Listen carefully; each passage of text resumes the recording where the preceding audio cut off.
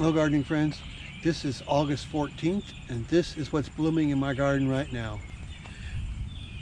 This is Cerise Queen Yarrow. It's been growing here for a few years and it finally bloomed here this year. And this is loose strife. It ordinarily blooms in the spring and I don't know why it's blooming now, but I'm only going to guess a lot of water and fertilizer. Here's a rose. You know, I dug up that rose already and it's still growing there.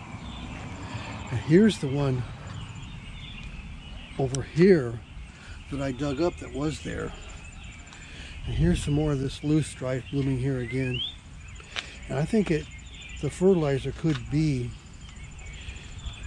granular fertilizer. I spray on with a hose, or wood chips. Wood chips make excellent fertilizer.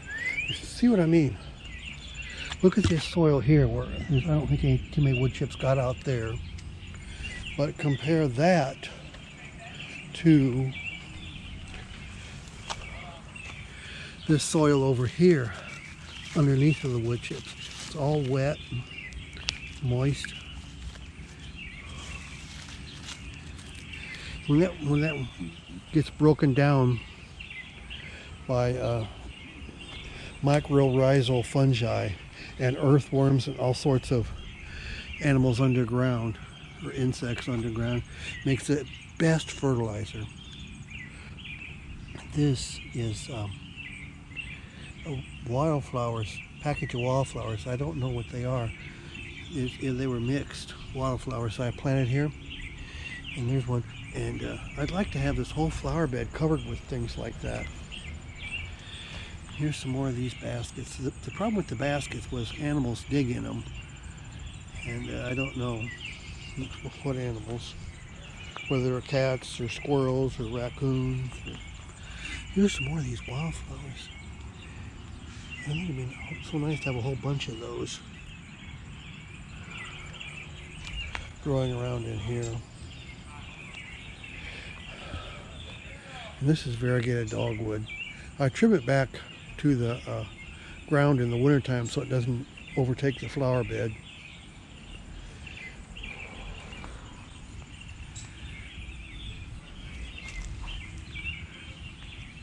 And here's some of the coneflowers that have already bloomed. And here's some that are just blooming. And here's some that haven't bloomed yet.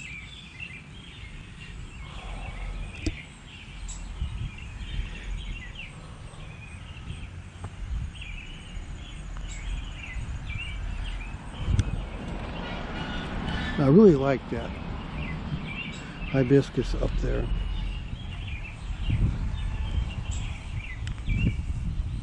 But I think it's just too big for this area.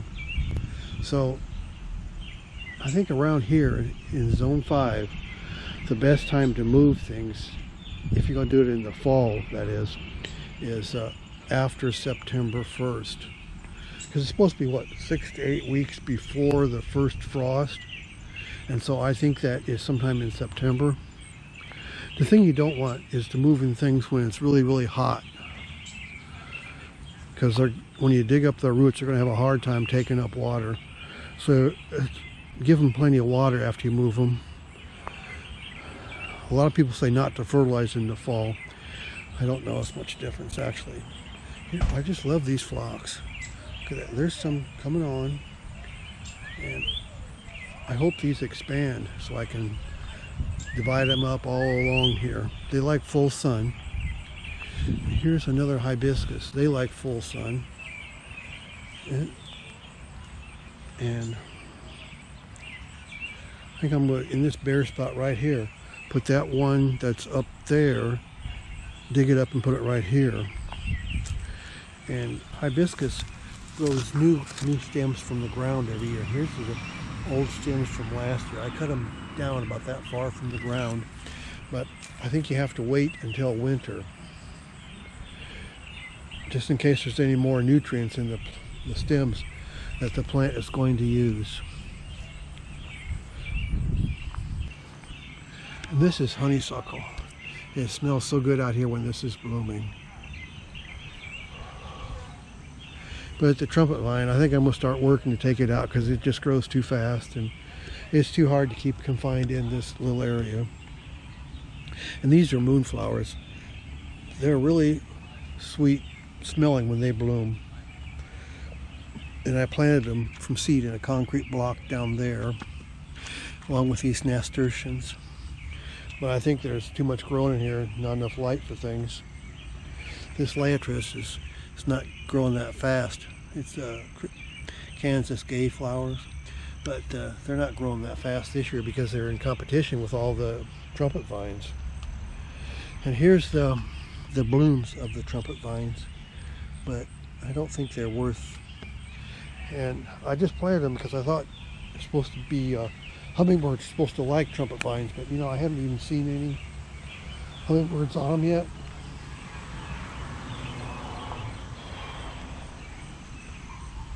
And I took the gravel out of my bird bath and put rocks in there because I was thinking that it would be easier to clean, because the mosquitoes are so bad right about now that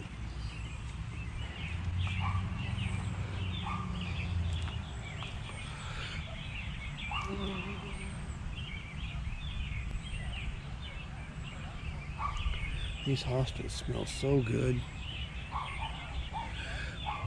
I think I'm going to fill up this whole area with them.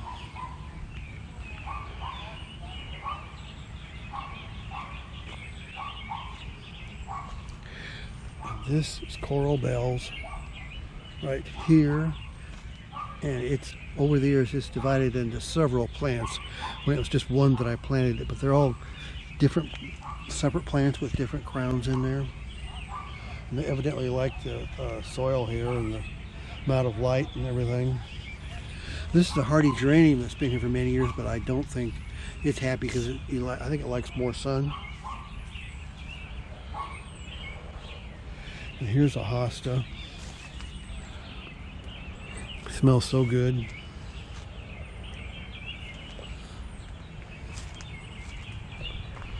So I think I'm going to fill up this whole area with hostas.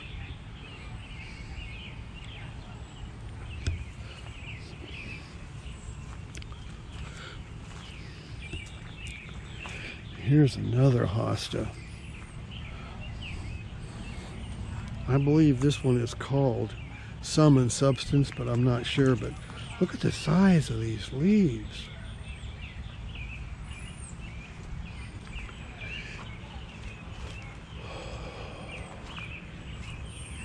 And here's some wildflowers I planted here.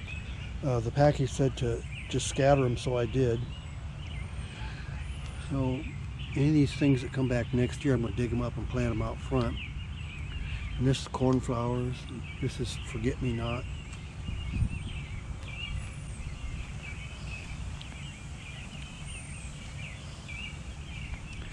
Here is morning glories.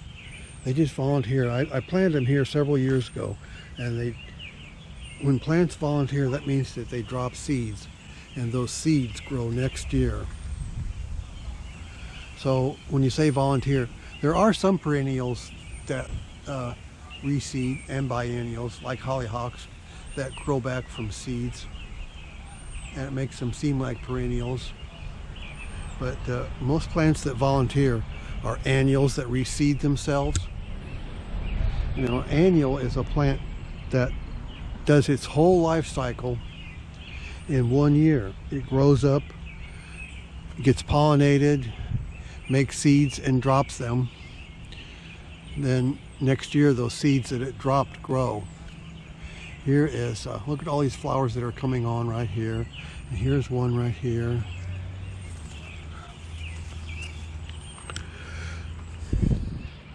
And here's my workbench being covered with morning glories.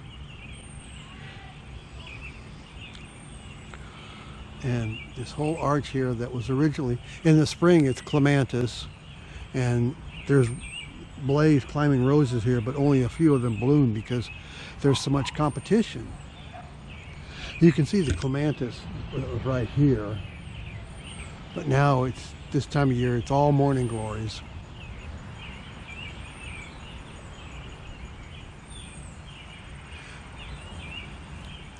These are 4 o'clocks that volunteered here from some I had growing here last year. And here's Cosmos.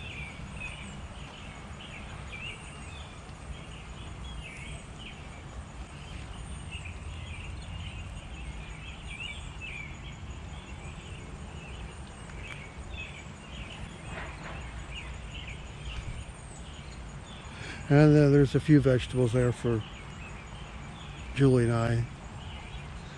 Beets and tomatoes and onions. And we get more cucumbers than we could eat. This lovely little ground clover is called plumbago. Here's the leaves, and it just seems to keep spreading more. It blooms in the fall, and I originally planted it out there in front of the window, but you can see it just keeps blooming all over in here. And it's just starting to bloom, so it'll get blooming more and more. Let's see, there's a bunch of them coming on right there. And it just keeps growing more and more every year. It's a lovely little ground cover, and it blooms in the fall. It's called plumbago, or leadwort. Here's some trumpet vine.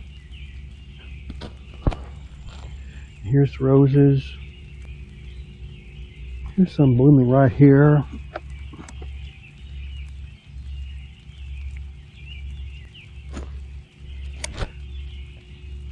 Here's some miniature roses, I think they're called. And I've got in here with moss roses. I think next year I'm going to get more moss roses in here.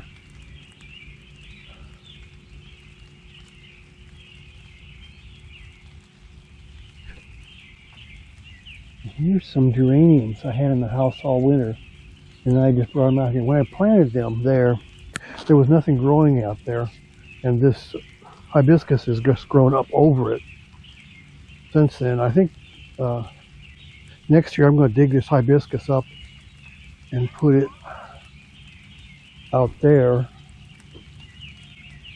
and that gives me a lot more room in here for more roses, more moss roses. And I've also got hardy geraniums in here that I planted here this spring. You can see them down in there. This is them right there. And then there's some more over here. They're completely covered by the hibiscus. They're right in there, and the geranium. And right in there, those are poppies. They'll bloom in the spring, and then they die back in before the middle of the year, middle of summer. And then they start growing up after that for next year's growth. And it's unclear to me if these are seedlings, because I keep hearing that the poppies are annuals. But if they're annuals, then these would have to be seedlings. But I don't know. That I don't know.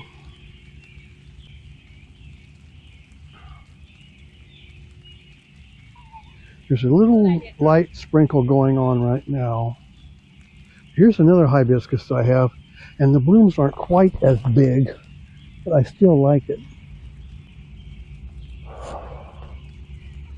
Hibiscus is one of my favorite flowers, but that one there is just too big for that area.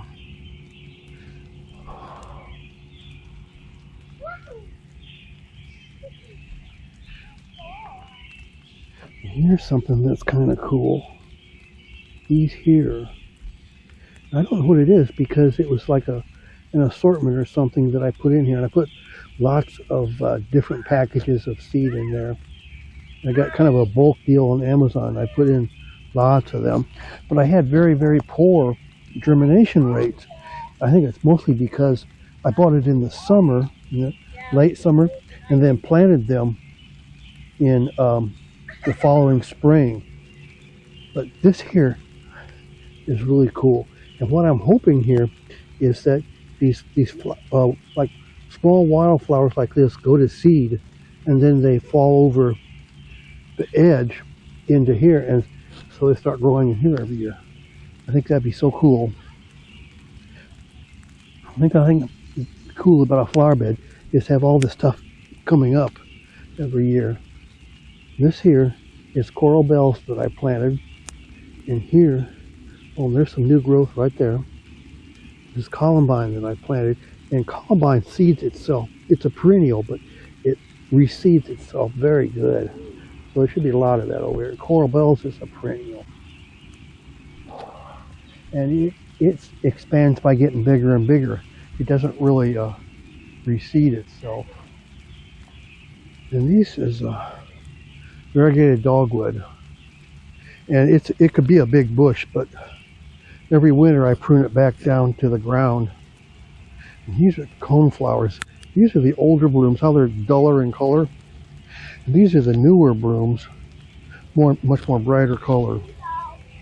And next year there needs to be things planted in here. And if all I have is seeds to plant, I'm thinking one of the better ways we get a flower pot, like a big clay pot, and start it under cover, like in a greenhouse or cold frame or something, so that they couldn't have any animals digging in the flower pot. Like here, the dirt level is so low because I had animals digging in here, and especially in this one over here, this suffered the worst from animals digging in it. And I don't know whether it was squirrels or cats or raccoons or whatever, but some more blooms in the cone flowers coming on down there, up there. But yeah, I'll set some of the flower pots in here. Maybe the plants will drop seeds around them from the flower pots. So that would, I'd love to have like a lot of wildflowers in here. This big flower pot did really well. All this stuff in here, seemed like a lot of stuff came up.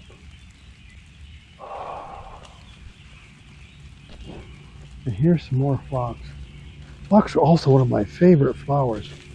Look how pretty those look in there. I like to have a whole bunch of them all the way along here. Hopefully, this is a perfect color too. Hopefully this bunch will keep expanding, and then eventually I can dig it up and put it all the way along here. And here, it's another hibiscus. Look at that deep red. I like that color better than any of the other ones. I think hibiscus has got to be one of my favorite flowers.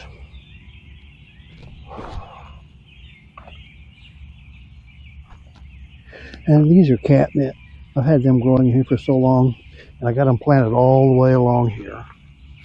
And this is viburnum. It's a shrub too, and so I'm pruning it back every year to keep it from getting so overgrown. But I want to do it so that the plants, they can bloom and make berries for the birds in the winter. So I think if I do want to prune it, it has to be early in the spring, because I'm going to guess that it only blooms on new wood. This is cerise queen yarrow. It's been growing here for a few years, and it finally bloomed here this year. And this is loose strife. It ordinarily blooms in the spring, and I don't know why it's blooming now, but I'm only going to guess a lot of water and fertilizer. Here's a rose. More of this loose strife blooming here again. And I think the fertilizer, this is wildflowers, package of wildflowers. I don't know what they are. Here's some more of these wildflowers. And it'd be so nice to have a whole bunch of those. Some of the cone flowers that have already bloomed. And here's some that are just blooming, like that hibiscus up there.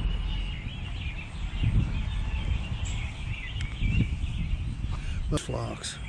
Look at that. There's some coming on. And hibiscus, they like full sun. And this is honeysuckle. It smells so good out here when this is blooming. The blooms of the trumpet vines.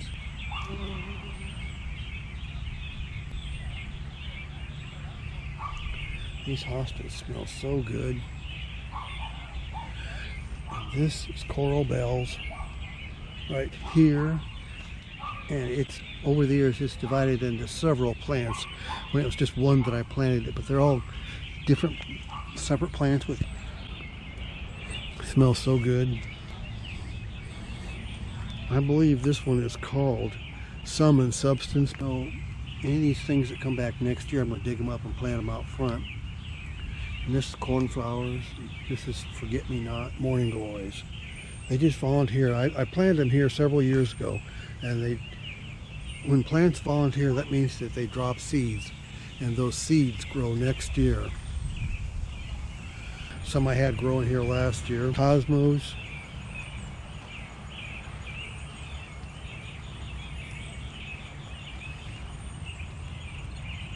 It's called plumbago. Here's some trumpet vine.